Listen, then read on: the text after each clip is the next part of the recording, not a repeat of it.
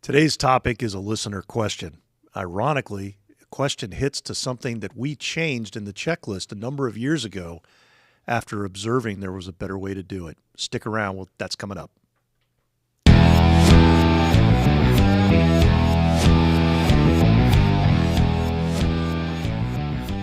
Welcome to the Active Shooter Incident Management Podcast. My name is Bill Godfrey, your podcast host. Seated with me are three of our other instructors. We've got Adam Penley, Pete Kelting, and Ron Ottebacker, all from the law enforcement side. Today I'm the lone fire EMS person, though, Ron, I may lean on you a little bit. Your history is starting off as a firefighter medic before a career in law enforcement. We drew the fire engine with horses back then. Wow, really dating yourself there. Okay, so guys, today's topic is a listener question, and let me read it to you, and then we'll unfold it there. Could you guys do a podcast about the naming of positions, particularly tactical? Our fire department has a big issue with the radio ID of tactical being used instead of the radio ID of command for that position until the cold zone command post is stood up and that title is transferred to the incident commander. I get why, but cannot seem to get the point across. They say it is not ICS compliant to use tactical radio ID. Please help. Well, we can certainly help with that. Sure. So just to clarify what this listener is talking about is when you're standing up, you're doing the initial arrival sequence. The first contact team that gets there takes, in fact, the first arriving officer takes command. They become contact one. As soon as tactical gets stood up, tactical has command. And then ultimately we get our first supervisor who establishes the command post and is the first one that begins using the radio ID of command, but is not the first one in command. And so that is going to be our topic. And here's what I'll suggest as a format. Let's split this into two parts. Let's talk about how the model is intended to work. You know, how we want the, if you think of it as a football team, you know, we're trying to teach the team. How do we want the play to actually unfold? And then I think we'll spend a little time talking about some of the things that can come up and go wrong and do that. And let me first address the ICS compliance. This is, sometimes our my fire service brothers and sisters get a little too carried away with their perceived knowledge of NIMS and ICS that sometimes is not grounded in what the documents actually say. So first of all, we are absolutely ICS compliant. Unlike most policies that fire departments would write or police departments would write, ours has actually been through a formal NIMS ICS review with the NIMS Integration Center up at the federal level, not once, not twice, but 3 times, and has been approved as compliant all 3 times. On top of that, we're also compliant with all of the relevant portions of NFPA 3000, which is a very sweeping policy and procedure, but the stuff in terms of response, we're compliant with that. So to suggest that somehow this isn't ICS compliance, we can talk a little bit more about that. But Adam, I know you're itching to jump in on this one, so go right ahead. Sure. So, I mean, the word compliance sometimes I think handcuffs you into not understanding that it's a structure. It's a structure that's meant to make a rapidly expanding event. There's some terminology in place that makes things unfold a little bit more organized. One of the tenets of ICS, the 17 tenets of ICS that is within the documents that you're talking about, one of them is the ability to be flexible and expandable, and common terminology, and the fact that you have a unity of command. So I can kind of look at this from both sides of that coin, right? There should be some understanding of who's in command when you're responding, a follow-on responder to a scene, but you should also remain flexible to be successful and to make the tools that are in the toolbox work for what you have unfolding. But I have, strangely enough, and I don't even know if you remember this, but I, for a short time, started my career as a fire dispatcher. I didn't know that.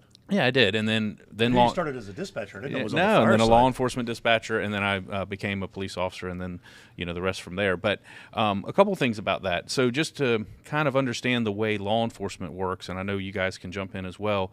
Oftentimes, when one or two officers are dispatched to a call, the primary officer or the first arriving officer, they're in command, but they don't necessarily call themselves command on the radio, but they are giving direction, right? They're telling follow-on units, hey, I'm seeing somebody move around in the front. I need you to go for the back, that sort of thing.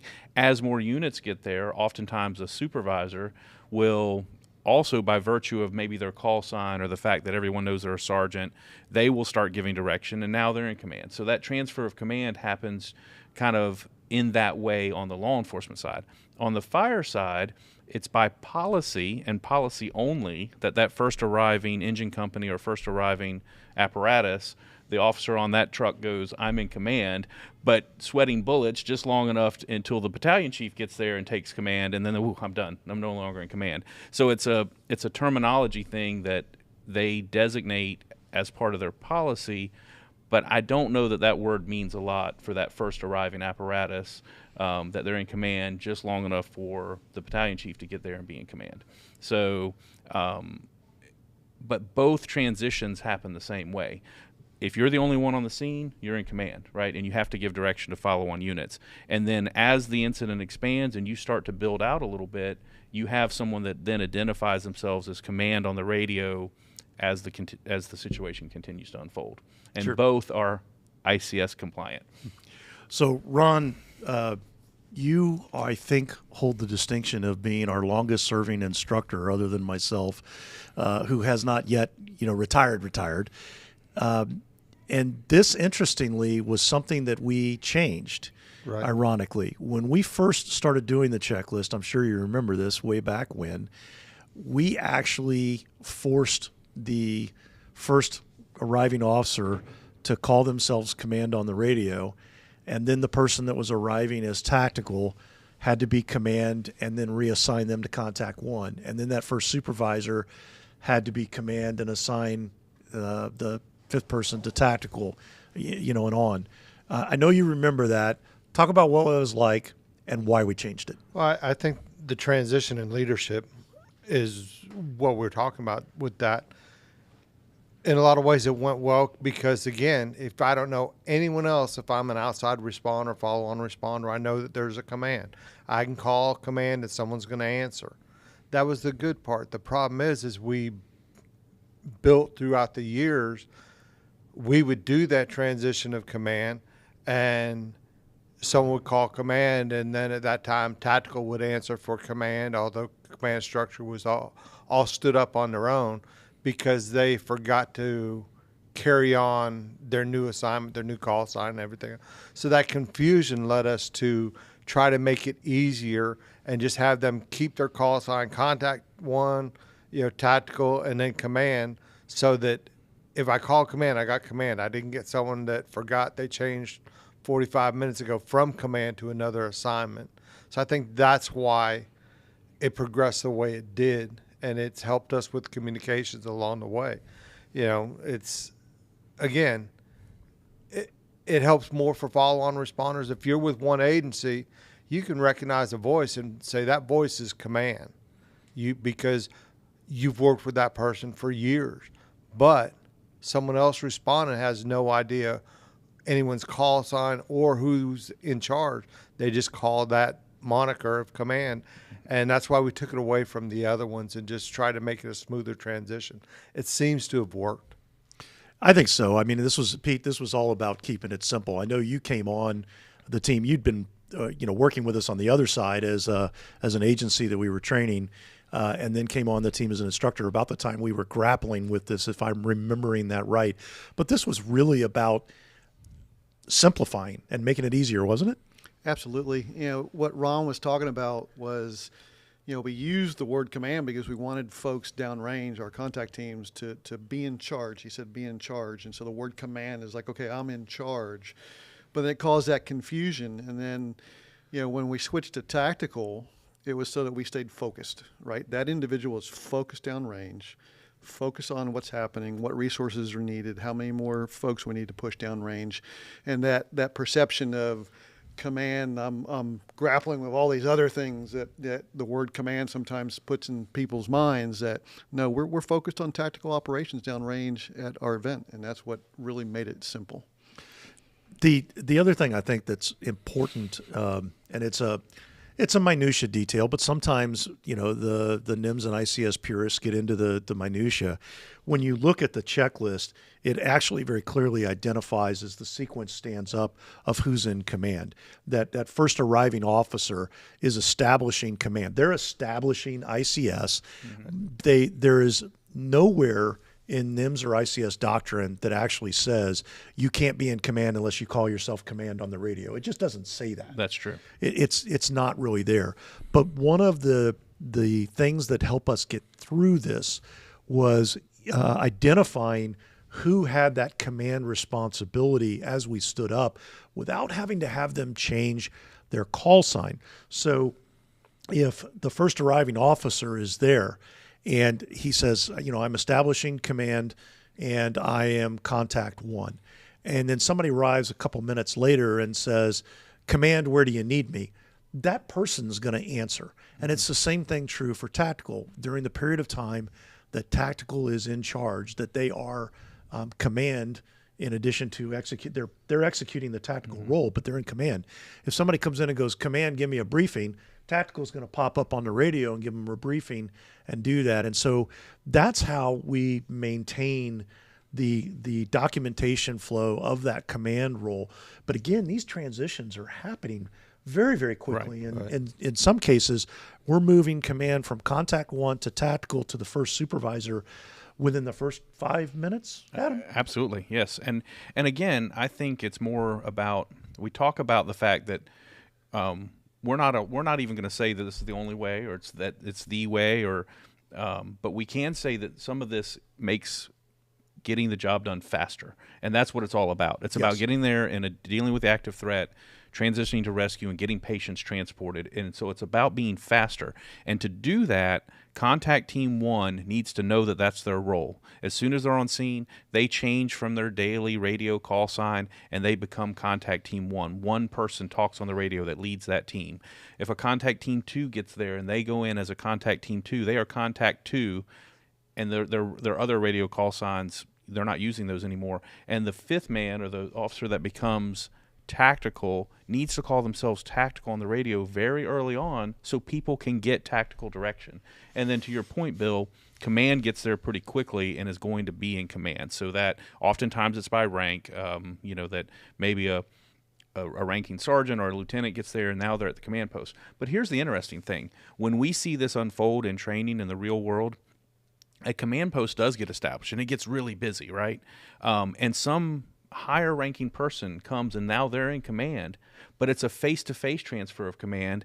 And in real life and in training, we encourage the person that was talking on the radio for the command post, they're still calling themselves command. So that the person that becomes the law enforcement branch, they're actually still saying command on the radio, but that doesn't take the actual virtue of command away from the ranking officer that's in the command post that's actually making all the decisions. But a good incident commander shouldn't have a radio in their hand. They should have a team that's doing some of that. So I would ask the folks that are still stuck on this, if I have a person that's standing at the whiteboard making notes in the command post for what's unfolding and they're answering... A commade. Right, a commade. They're answering the radio as command because they're answering for the command post. Does that take away the command from the ranking supervisor that's there? No. He or logic she breaks down a little bit. He or she is still in command. They just have somebody talking on the radio for them. So I think if you really let this unfold the way it's designed, you do get someone on the radio calling themselves command. So if you are that outside resource and you come rolling in, you don't have to figure out. You don't have to call, some lieutenant call sign that you don't know. You can still call command, and somebody's in charge. Somebody's in charge at all times. Whether it's the first arriving officer, whether it's tactical, or whether it's the command and the command post that ultimately is in in command. Yeah, quite often, Bill, you'll hear me explain it sometimes when we get the same question in class. I'll say, think of it as command at contact teams as a verb. It's where the activity's happening, the in charge needs to happen. And as it transitions to tactical, it's still a verb. When it finally gets to the command post, now it's a noun. Mm-hmm. It's moving quick, as Adam was talking about. And it helps delineate the responsibilities. So, if you've got to deal with someone downrange, you're dealing with tactical. If you're dealing with the contact teams themselves, you're dealing with contact teams. Anything else goes back to command because it's a broader perspective. So, Pete, you mentioned earlier, I think you and Ron both alluded to this actually, that when we were doing it the original way, where we were making them use the command call sign and then try to change their call signs and wrap their head around that with everything else that they had to work on, we ran into some challenges. Walk us through some examples of what those challenges were that came up and what the consequences of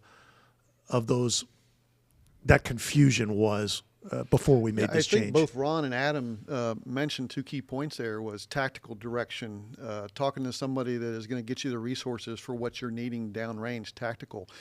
Early on, we got a lot of comments about, the word command is the perception of most people think it's, Lieutenant so-and-so, Captain so-and-so, Chief so-and-so, Battalion Chief or whatever in their mind when they're calling command, that they're talking all the way back to that where the flagpole's at, mm-hmm. not to the person that they need to get the resources at the time. But we use the word command to instill take charge, and you have the ability to make the decision right there, right then at the tactical location. So those were the challenges that we were running into with that perception of, well, who am I actually talking to on the radio when I call command, right? And then there was some uncomfortability of people at a tactical position or even contact teams going, I've got command, because they think the only time someone should use the word command is if you've planted the flag at where the command post is going. But no, it's actually just like Ron's saying is, taking charge and getting those resources and having that directional control.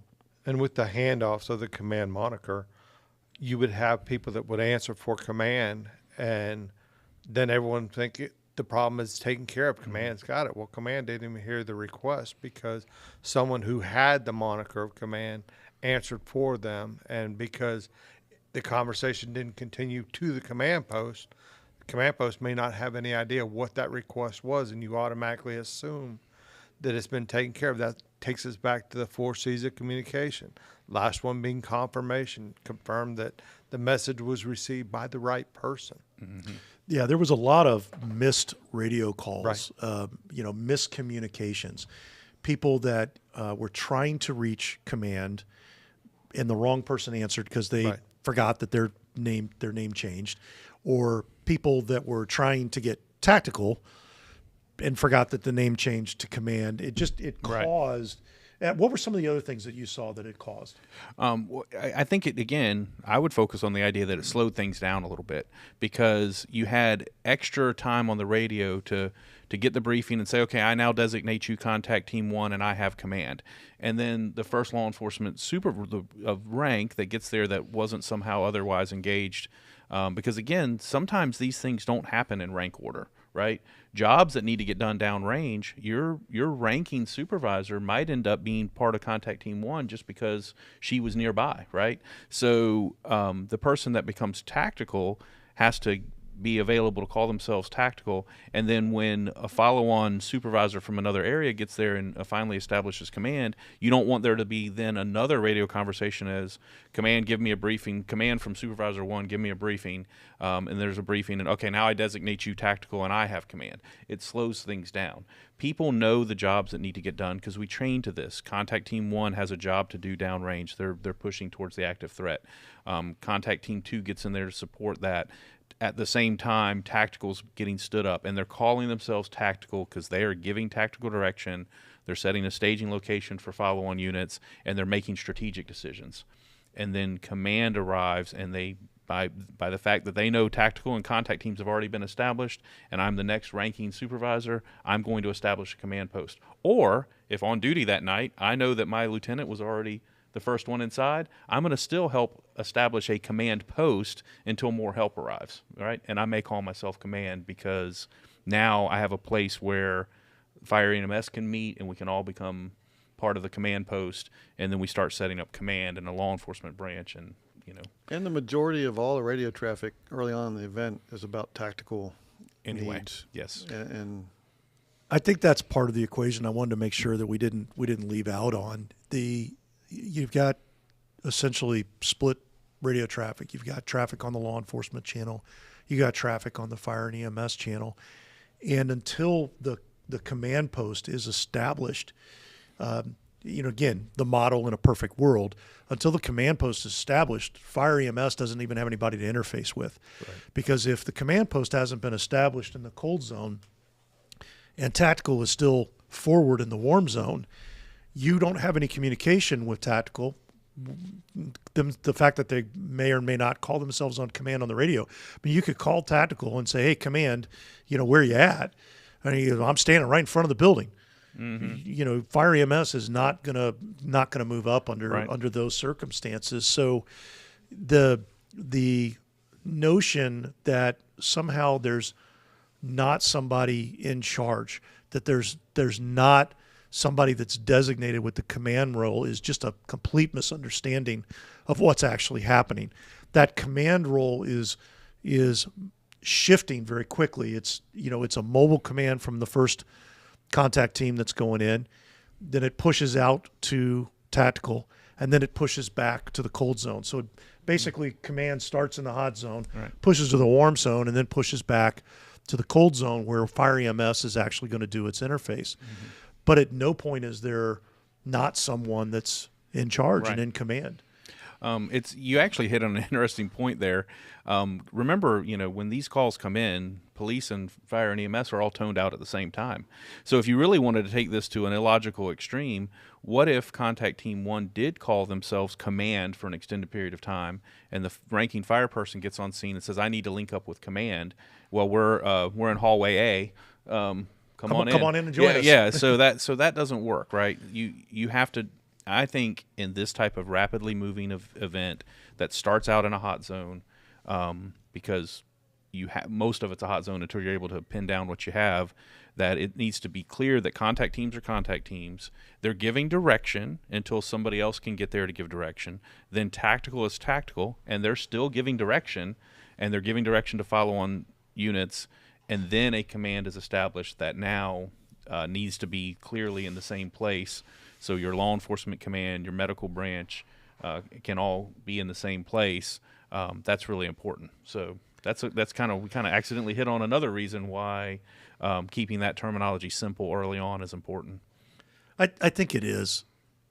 The frustration and challenge for me is I think sometimes in the fire service we've become so dogmatic in ICS doctrine, but we actually have become dogmatic in the way we do it, in the fire service. And somehow in our minds, because we've learned this on the job and come up through the careers, that is what ICS is because we say so. And it's a little bit misguided. Mm-hmm. There's a lot of things that fire folks will claim is ICS doctrine that's not when you go back to the documents and you actually look. And the idea that this isn't ICS compliant is it's a frustrating one. Go ahead. Yeah, I know. I just add another kind of funny thought, because this is a lot about how it's identified on the radio. To the point you made earlier, it's when you look at it on an org chart, it's clear who's in command at all times. But the other thing it says in the doctrine is that the incident commander is the first to arrive and the last to leave, right? You always have an incident commander.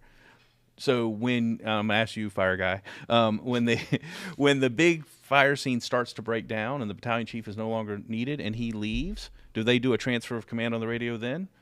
So the engine, the ladder and the engine that's still there doing mop up, do they then assume command on the radio to go back down? There you go. Mostly they do not. Podcast part 2. Well, and for those that continue to have doubts that the process is ICS compliant, take it from a fellow fire and EMS person.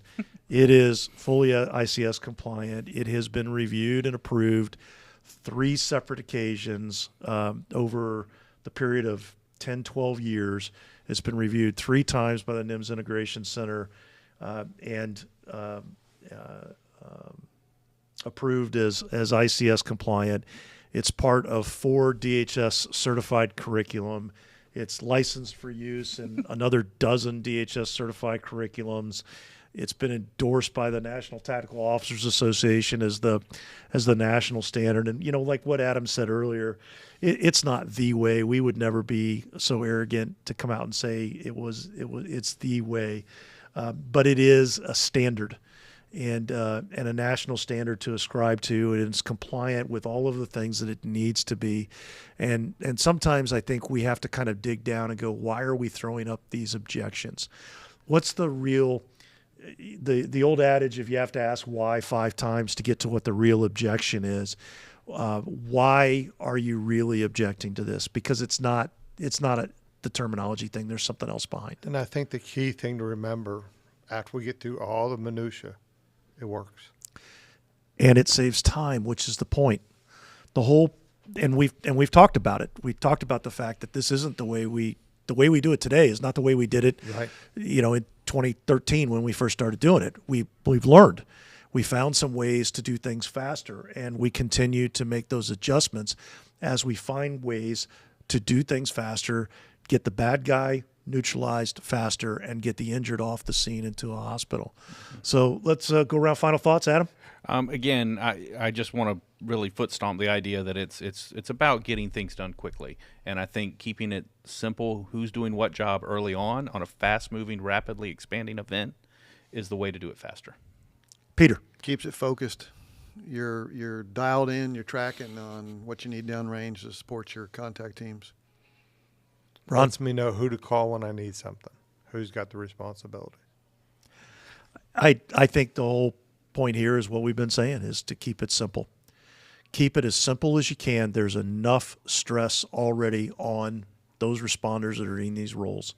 We didn't even really talk about cognitive overload, but you can absolutely get overloaded. And the more we can simplify the process, the easier we can make the play for the team, the more likely it is the team is going to execute that play and get the touchdown. With that, I want to say thank you to our producer, Carla Torres. And if you have not liked or subscribed to the podcast, please do so, whether you consume podcasts on one of the many podcast sources or whether you listen to us on YouTube. Please subscribe, like the channel, and pass it on to the other people you work with. Let them know. If you have questions like this listener did, please send them in. You can send them in to info at c3pathways.com. At c3pathways.com, and just mark it as a podcast question, and your topic may be coming up soon.